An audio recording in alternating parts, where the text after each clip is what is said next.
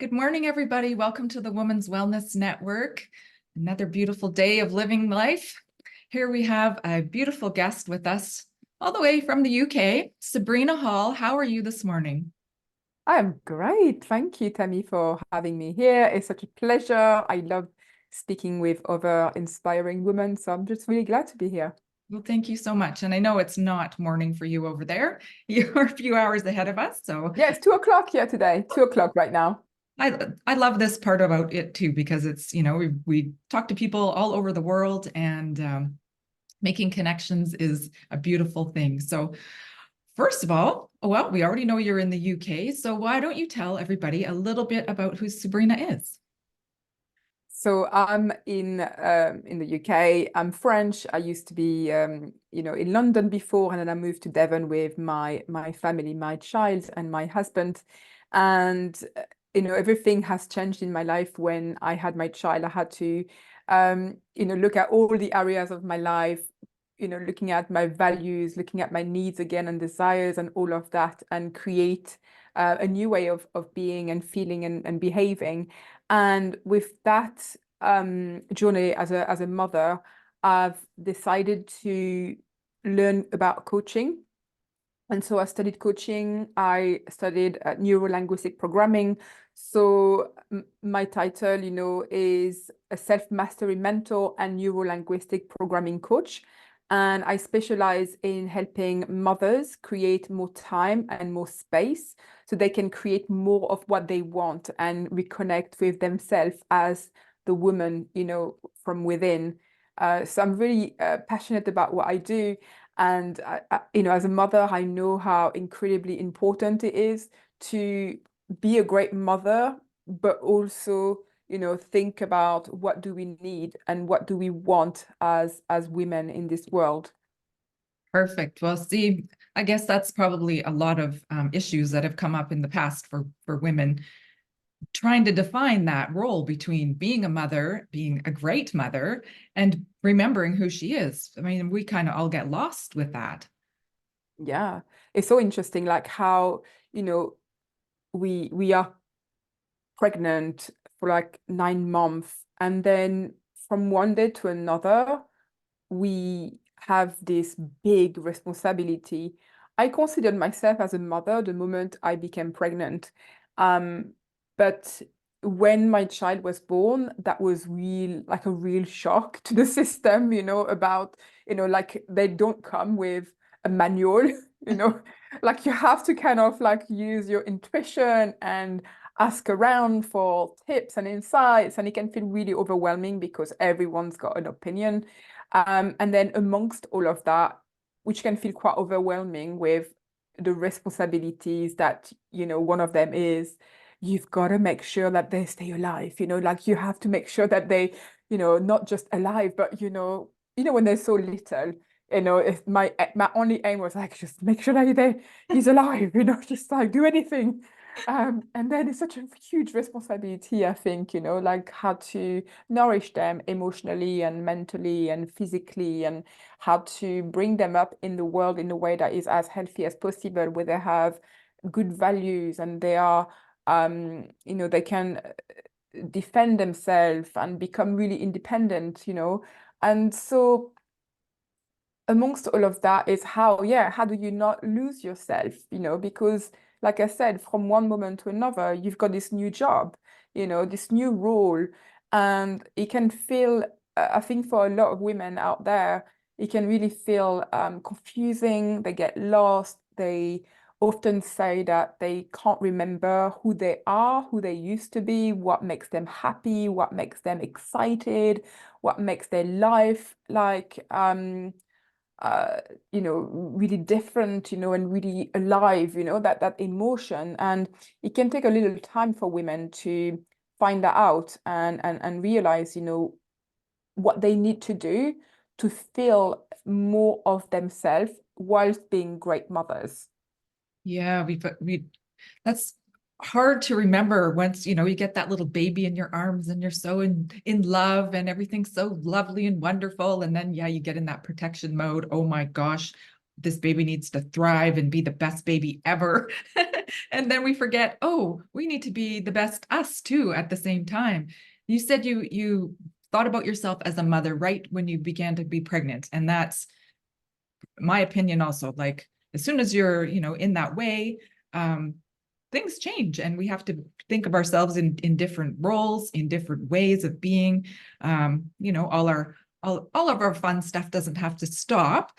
So when you work with women, do you work with people who are just becoming pregnant? Do you work with ladies later in their journey after their children are a little bit older?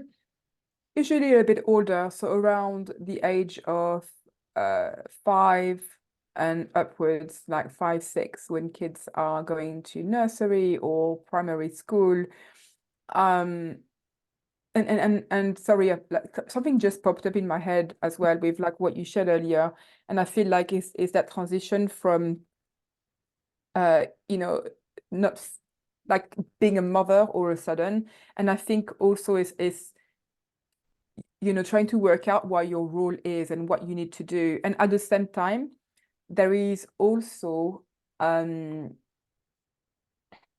an acceptance of the stigma that is attached to motherhood and also the limitations that are imposed on motherhood and the conditioning that we have carried from our parents who have carried certain limitations or conditioning from their parents.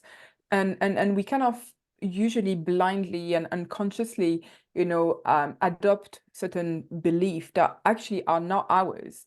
And sometimes it can feel quite scary to challenge those beliefs and in the fear of being rejected or being disliked or not feeling accepted or having our good intentions misunderstood. And it stops a lot of women from exploring what it means for them to be a mother instead of what this is what a mother should be like or should do. Do you see what I mean? So anyway, Yeah. that popped up in my thoughts, and I thought that was quite a little quite an important piece to share with you.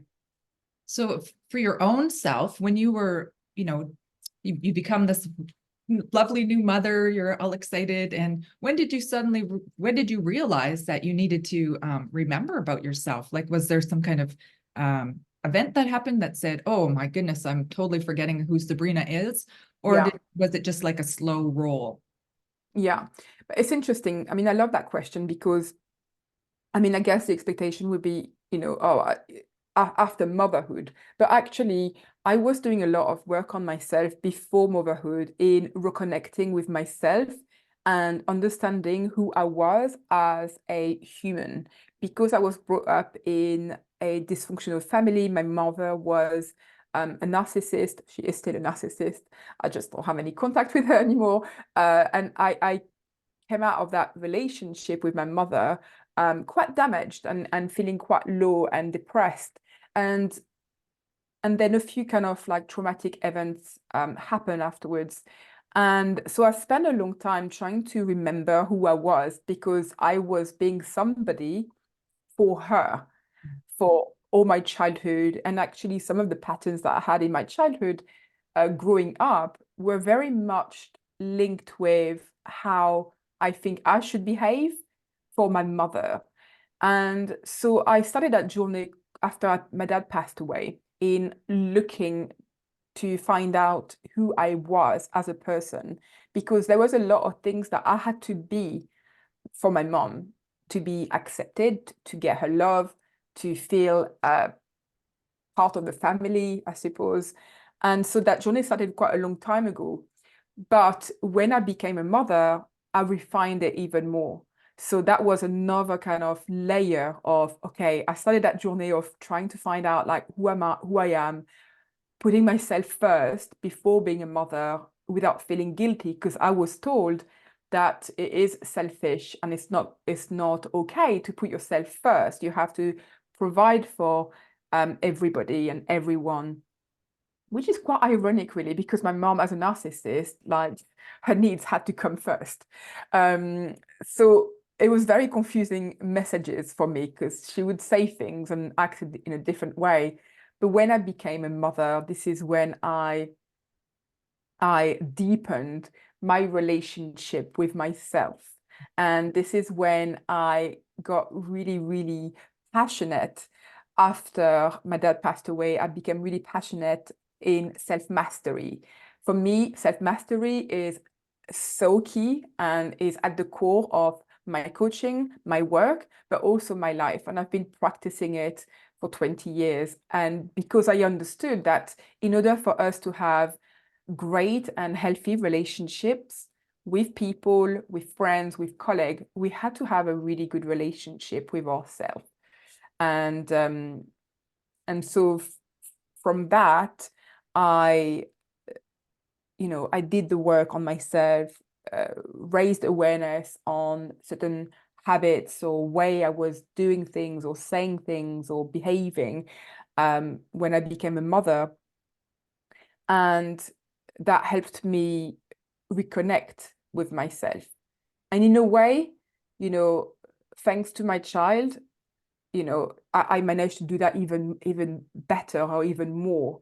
I think that if he wasn't here, then maybe I wouldn't have gone as deep. But because he was here, it almost gave me a reason greater than mine, greater than myself, I suppose, to become the best mother that I could be. And being the best mother that I could be meant that I should prioritize also my mental health and my well-being and doing and showing him, this is how you love yourself, this is how you accept yourself, this is how you prioritize your mental health, this is what an independent woman looks like. I've got my business, I see friends, I have a bath in front, I just go, I'm gonna have a bath, I show him that I also matter whilst fulfilling his needs, helping him fulfill his needs and being that person for him as well.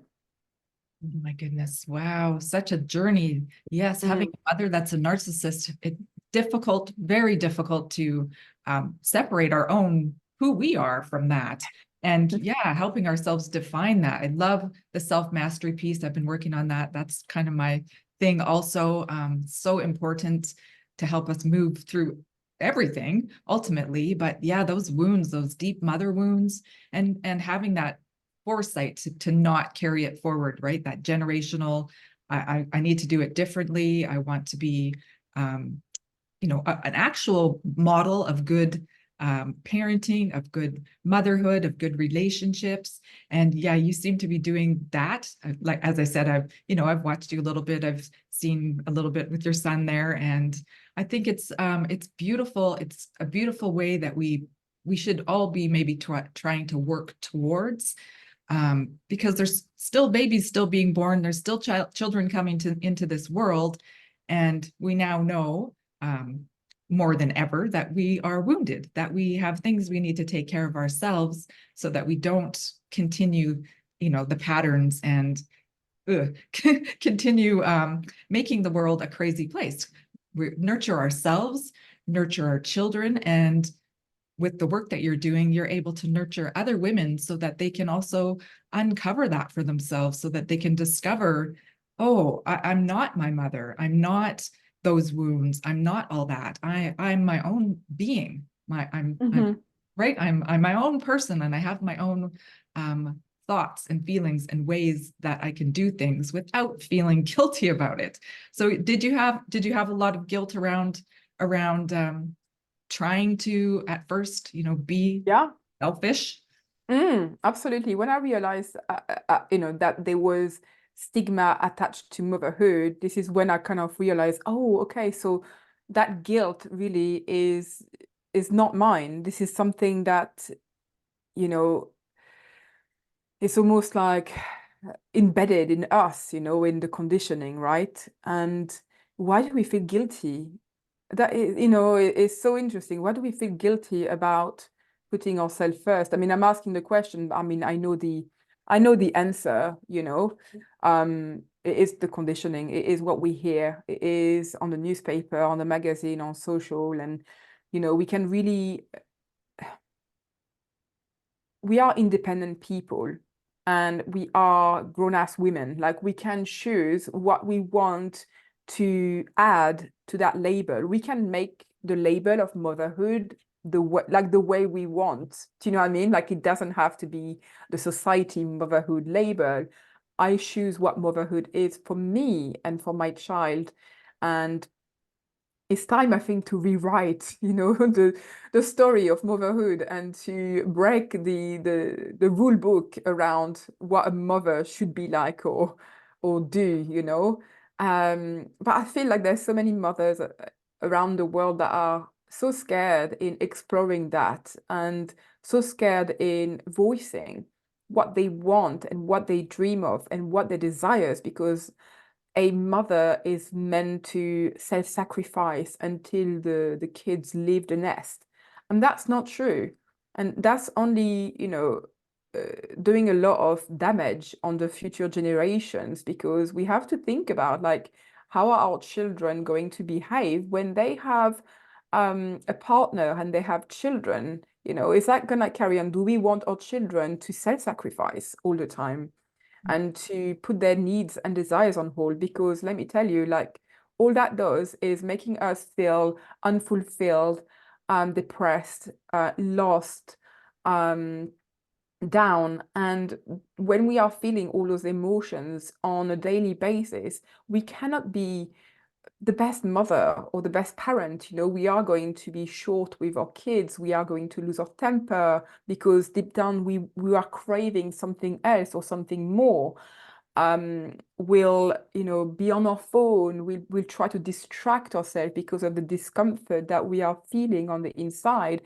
And although I'm not dismissing that there are mothers out there and parents out there who are, their purpose might be being a mother. That could be their purpose, and that's all they want to do. And they feel really deeply in joy and aligned with all of that. And that's for them, right? But I know that there are also other women out there who are finding a sort of fulfillment from motherhood, but they know they're craving more and they feel guilty for craving more. Yeah.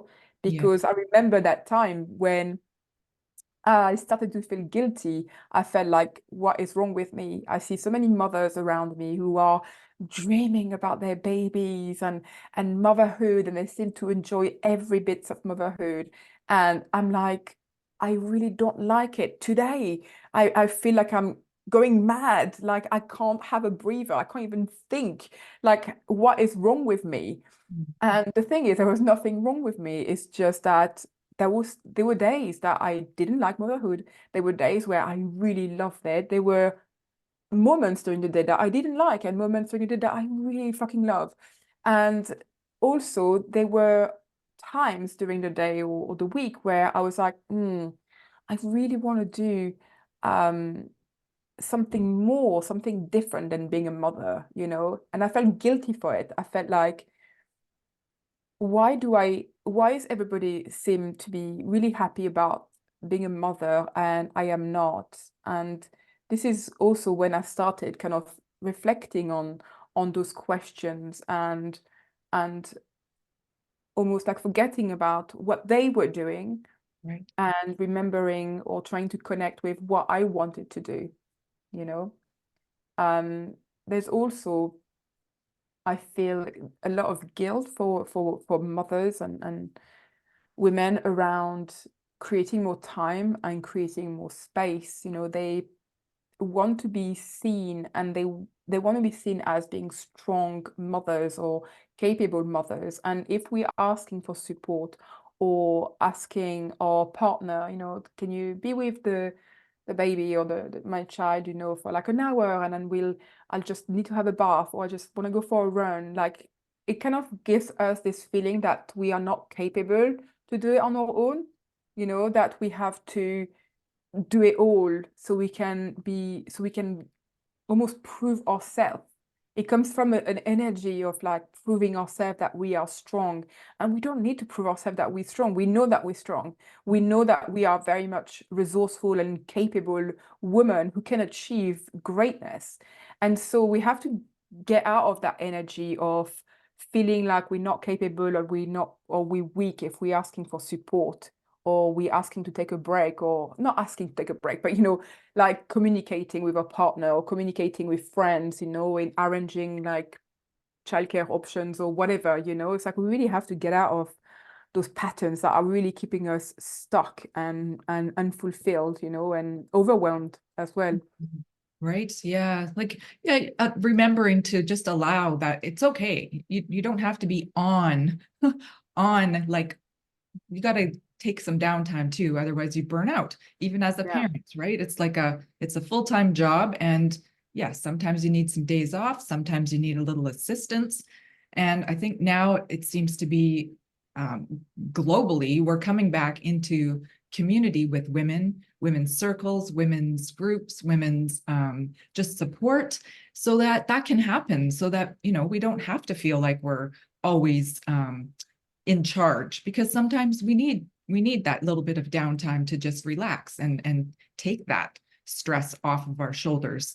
And learning how to do that is so important. So if our women would like to work with you, how can they reach you? They can send me an email if they want to. They can visit my website. My website is sabrina-hall.com. And email is hello@sabrina-hall.com. Instagram, I am Sabrina Hall, but I can send them to you as well, and you can write them if you want. I'm not, if I was like watching, I wouldn't be writing. So like I'll send you the details and you can Yes, just put it on we'll the put them in the thing. comments. Yeah, But yeah, I've got like an amazing, don't mind sharing something with your audience? please do. Yeah. Oh, yeah, yeah. So Mhm. I've got like an amazing 3-day free coaching experience for mothers coming up at the end of the month.